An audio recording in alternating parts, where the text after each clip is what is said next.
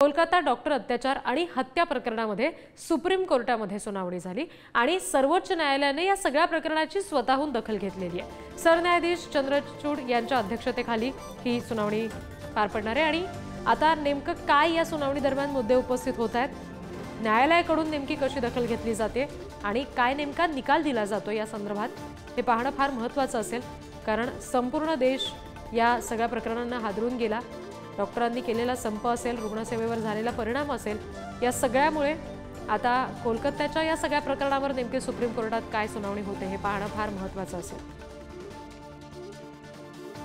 प्रतिनिधी धनंजय दळवी यांच्याकडून आपण अपडेट्स घेणार आहोत। धनंजय, कोर्टाने स्वतःहून या सगळ्याची दखल घेतलेली आहे। आता ही सुनावणी पार पडत असताना काय नेमका ह्याच्यामध्ये वेगळेपण असू शकतं, काय फरक पडू शकतो?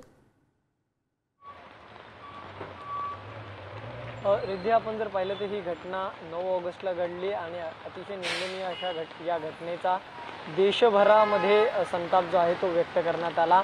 अनेक जे डॉक्टर आहेत त्यांनी प्रत्येक रुग्णालयात देशभरामध्ये संप पुकारली, आंदोलनं केली, कॅन्डल मार्च काढले। या सगळ्या घटना घडत होत्या।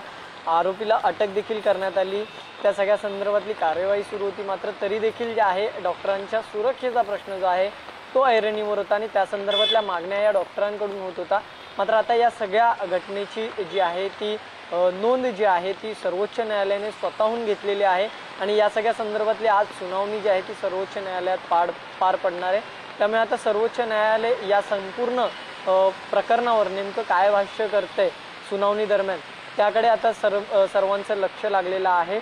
मात्र या सगळ्या घटनेमुळे देशामध्ये जर आपण पाहिलं रिद्धी तर एका प्रकारची ही जी क्रूरता आहे याच्या विरोधात जी आहे हे मानसिकता ठेचायला हवी अशी एक भावना जी आहे संपूर्ण देशभरात विचार करून कोर्टामध्ये नेमकं काय घडतंय हे पाहणं महत्त्वाचं असेल। धन्यवाद धनंजय दिलेल्या माहितीसाठी।